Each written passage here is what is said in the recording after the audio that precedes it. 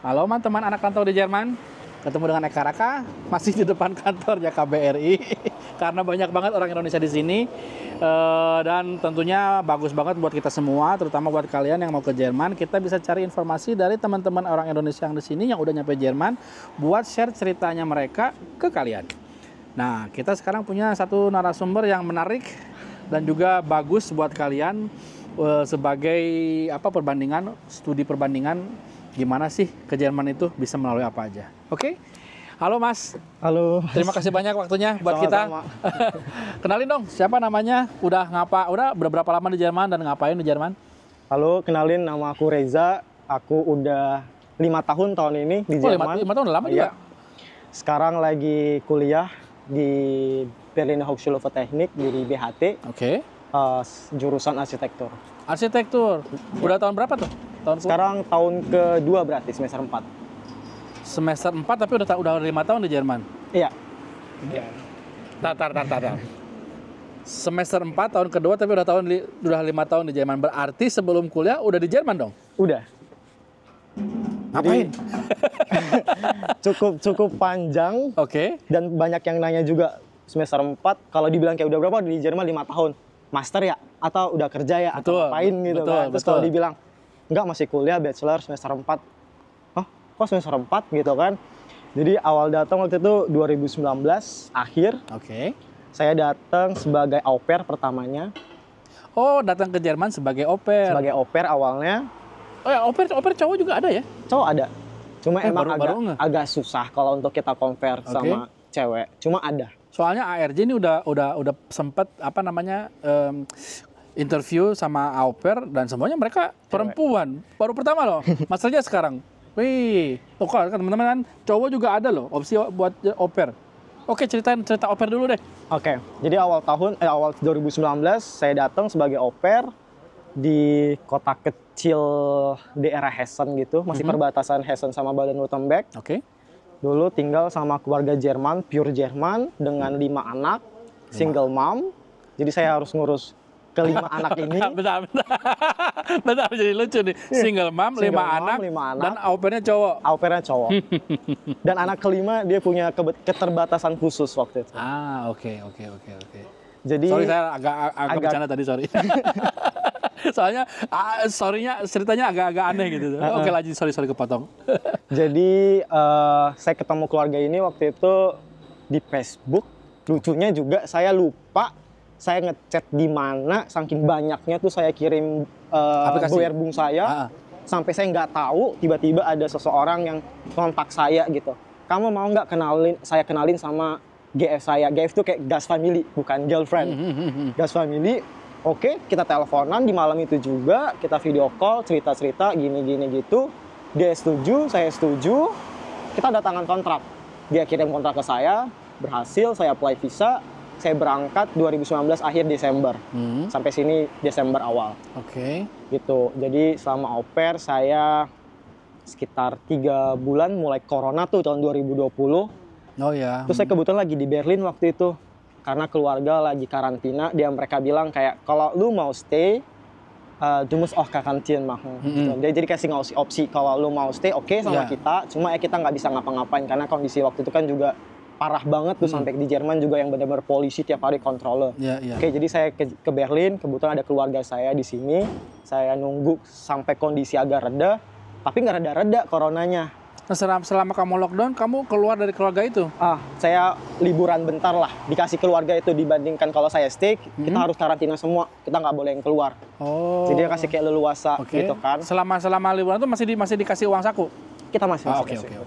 Jadi saya di Berlin, kondisi juga belum kondisi segala macem, jadi keluarga bilang kayak kita nggak tahu mau sampai kapan nih lu bisa balik ke kita.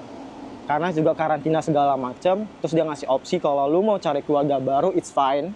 Kita putus baik-baik, saya tunggu sampai kamu dapat keluarga baru, mungkin cari keluarga yang lebih dekat di Berlin, jadi kamu bisa langsung ke keluarga itu kan. Ya udah deh, akhirnya saya cari-cari dapat keluarga di Potsdam. Dan di kelang seminggu gitu, saya kabarin, oke, saya dapat keluarga ini di Potsdam, gini. Oke, kita putus kontrak baik-baik sama keluarga yang pertama, terus saya pergi keluarga yang kedua sampai akhir. Pokoknya komplit 1 tahun saya au pair. Oke. Jadi sisanya di keluarga kedua saya di Potsdam. Jadi 1 tahun itu dalam arti dalam 1 tahun itu ada dua keluarga ya? Ada 2 keluarga. Ada 2 keluarga. Kamu nyelesain au pair selama 1 tahun. Setelah selesai au pair, pulang ke Indonesia? Karena rencana awal juga kuliah, jadi karena mikirnya kalau langsung kuliah kan kita harus bisa B1, B2, karena mikirnya lama banget nih di Indo saya nunggu ini nih, udah pengen banget ke Jerman lah gitu mikirnya kan.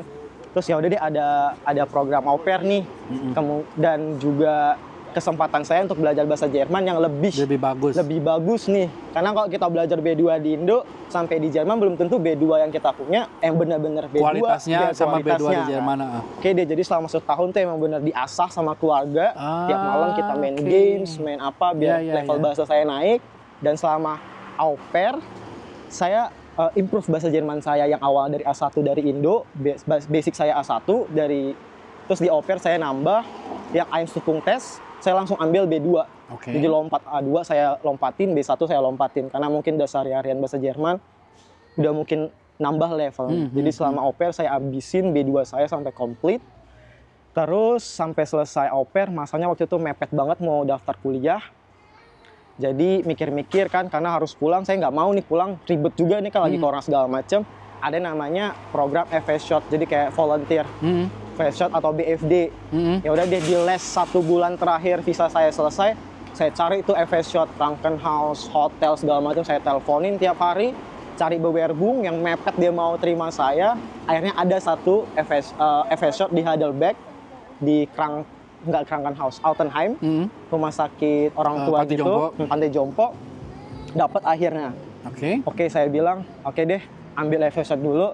Terus selama FS Shot, ntar siapin kuliahnya lah biar lebih nyantai, biar nggak buru-buru banget gitu kan mau kuliah, soalnya ada ujiannya lagi, saya harus belajar. Ntar kalau gagal gimana, saya butuh spare konto segala macam, saya ngehindarin spare konto ini soalnya. Jadi au pair sama FS itu sebenarnya strategi Mas Reza buat kuliah sebetulnya. Jadi itu sebuah strategi sebetulnya ya, benar. Bukan batu loncat, udah kelihatan gitu. Emang saya udah plan gitu. Wah, keren tuh guys, gila nggak? Jadi mencari jalan yang terbaik melalui program-program yang ada di Jerman. Oke, lanjut tadi FS Shot. Oke, jadi selama FS Shot, kenapa saya ambil FS Shot? Karena saya mau Schieben yang spare konto tadi kan, saya nggak mau ke Sprachkurs juga, karena uang saya juga belum ada sebanyak itu untuk buat spare konto. Jadi ambil FS Shot karena dapat uang segala macam, terus saya lanjutin belajar bahasa Jerman saya, dan bener selama FS Shot tuh emang bener-bener kelihatan banget tuh bahasa Jermannya langsung bener bagus dan terasah apa yang mereka bilang saya akhirnya paham lah gitu, nggak cuma ya genau doang gitu. Udah bener paham. FS Shot waktu cuma 5 bulan, kurang lebih 5 bulan gitu. Karena saya udah B2 udah punya juga, selama FS Shot saya dapat B2. Akhirnya saya cobain daftar ANP, Aufnahme Test untuk Stuttgart. Jadi kayak ujian seleksi masuk student college. Ya udah deh. Terus tiba-tiba dari Betrieb FS Shot-nya sendiri ngasih chance Möglichkeit gitu kan. Kamu mau nggak lanjut Ausbildung di tempat kita gitu, kata dia kan. Terus dipikir-pikir, boleh juga sebenarnya Ausbildung, karena saya selama panjang nih kayak susah juga nih mau kuliah gitu kan, mau B2 segala macem, belum lagi uangnya, belum lagi belajar ANP-nya lagi, belum tahu nanti lulus segala macem kan. Jadi saya buat opsi B gitu lah. Oke, saya ambil Ausbildung-nya juga dan sekalian jalan persiapan ANP. Jadi di bulan 8 saya mulai Ausbildung di tempat yang sama tapi udah Ausbildung. Ya, dari FS Shot statusnya menjadi Ausbildung. Ya, karena persiapan kuliah saya rasa belum cukup. Jadi selama Ausbildung mulai daftar-daftar tuh diem-diem nih, nggak ngomong-ngomong Betrieb kan, daftar sana, daftar sini, sampai akhirnya udah setengah tahunan juga di akhir tahun 2022 kalau nggak salah gitu, dapet akhirnya Stuttgart tuh dapet di Wismar. Ya udah deh, saya putusin Ausbildung saya. Jadi Ausbildungnya nggak tamat lah. Tamatin. Berapa lama tadi totalnya Ausbildungnya? 1 tahun kurang lebih? Hampir 1 tahun gitu lah. Ya, mau ujian akhir waktu itu, karena saya ambil Ausbildung yang emang cuma 1 tahun, karena emang saya tahu ini saya nggak ambil lama, emang persiapan saya sekalian. Ya udah deh, dapat duit juga kan Ausbildung, semisalnya gagal kuliahnya saya lanjutin dulu deh yang plan saya ini gitu kan. Plan A, plan B lah ya. Iya, benar. Ya udah, akhirnya saya putus kontrak Ausbildung, masuk Stuttgart. Jadi Stuttgart saya di Stuttgart-nya lulus Wismar. masuk Stuttgart, oke. And now di Wisma selama 2 semester. Hmm. Alhamdulillah lancar. Setelah itu barulah saya pindah kuliah akhirnya sekarang. Buset. Iya, Gila panjang. banget nggak? Nah, FSJ. Terus, Oper dulu Oper tadi. dulu. Oper, FSJ, Terus Ausbildung, Stuttgart kuliah. Itu semua program yang ada di Jerman loh, teman-teman. Diborong sama dia sendirian. Dan dia melakukan ini sebagai strategi untuk mencapai cita-citanya kuliah di Jerman. Itu bisa kalian copy tuh. Bagus tuh. Bagus. Nah, sekarang kuliah. Makanya tadi dibilang 5 tahun di Jerman, sekarang semester keempat. Oke, wah. Keren. Jalan cerita untuk mencapai tujuannya menginspiratif sekali.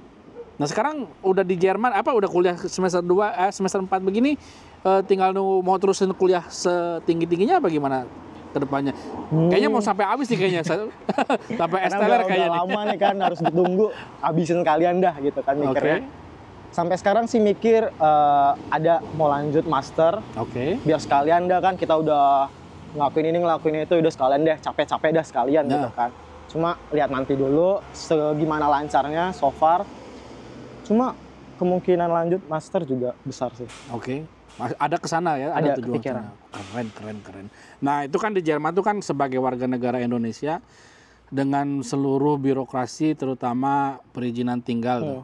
Nggak mudah kan. Nggak Nah, mudah kamu tuh kan datang izin tinggalnya sebagai au pair. Berubah menjadi FSJ. Dari FSJ berubah lagi menjadi Ausbildung. Itu kepengurusan dokumentasinya ke Ausländerbehörde gimana itu? Waktu itu cukup rumit sih. Oke. Emang struggle-nya intinya harus bisa bahasa Jerman. Maksudnya kalau emang bisa bahasa Jerman, setidaknya bisa memudahkan kita untuk masalah birokrasi segala macam. Kalau ada miskomunikasi, kita bisa langsung ini kenapa, saya harus apa. Waktu juga ada masa perpindahan saya au pair ke FSJ karena misleading sama informasi. Jadi hampir mau ditolak visa saya. Itu dari au pair ke FSJ. Oke. Saya misleading. Jadi saya harus benar-benar jelasin maksud tujuannya gini dan akhirnya berhasil. Oke. Terus waktu Ausbildung ke Stuttgart juga masalah juga. Karena saya berusaha untuk tidak ngasih Spierkonto, saya berusaha pakai kerja karena saya udah punya kerjaan kan.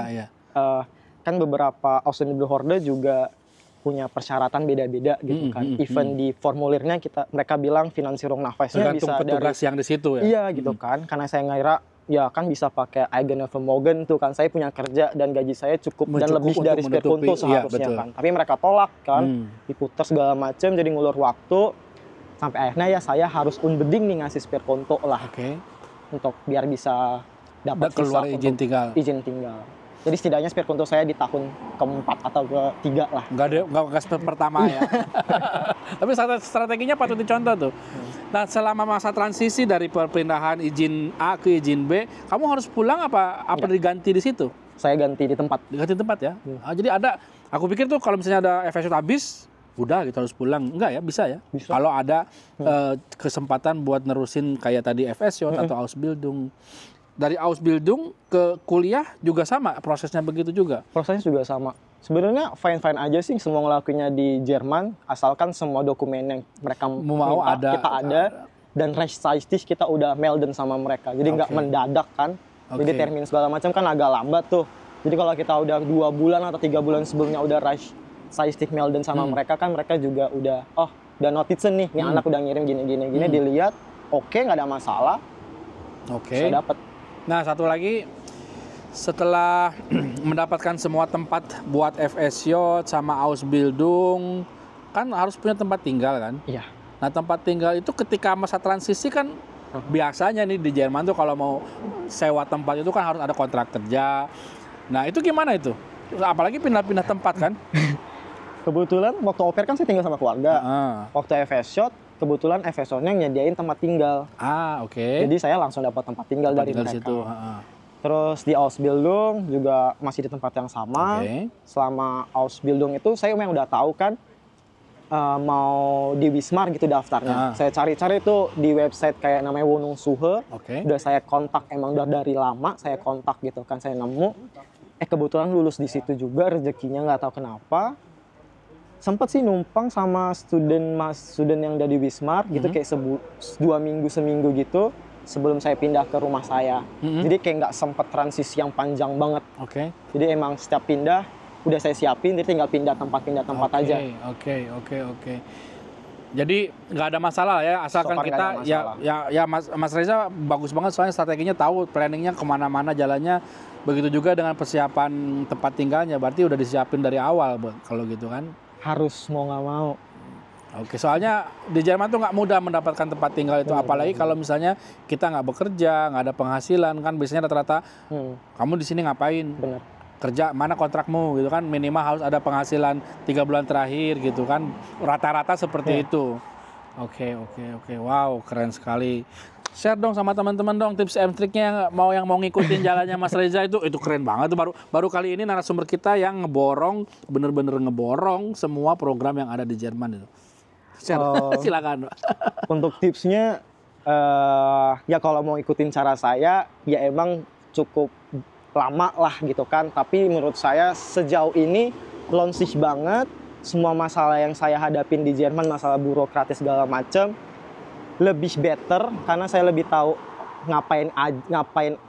mau ngapain aja, gimana ngomongnya juga lebih tahu gimana, informasinya juga cukup lengkap dan gak misleading dari satu orang ke satu. Saya jadi bisa langsung tanya nih, langsung telepon kan. Iya. Jadi kayak nggak tanya teman tanya apa, jadi langsung telepon Ausländerbehördennya gimana.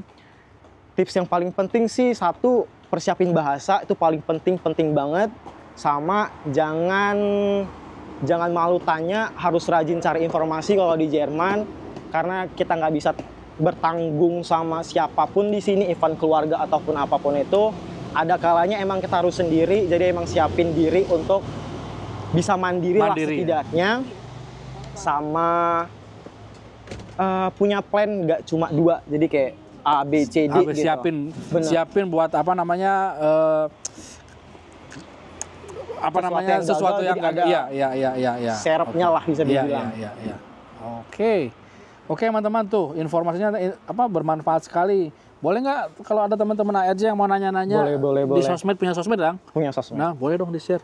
Jadi saya punya Instagram namanya Syahriza Darwis, SYAHREZADARWIS. Jadi di sana kalian boleh tanya masalah mungkin Stuttgart, FS Shot, au pair, segala macam, kita bisa share pengalaman. Oke, teman-teman, itu tadi obrolan kita sama Mas Reza yang pengalamannya, wih, aku salut banget. Gila, semua program Jerman diborong sama dia sampai akhirnya dia berhasil bisa kuliah.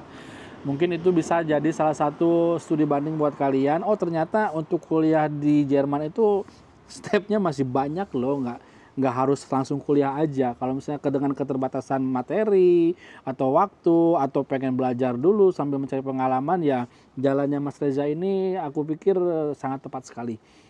Oke teman-teman, terima kasih banyak udah stay tune dengan Anak Rantau di Jerman. Jangan lupa subscribe channel YouTube-nya Anak Rantau di Jerman, Facebook, Instagram, dan TikTok-nya. Sampai ketemu lagi. Ciao.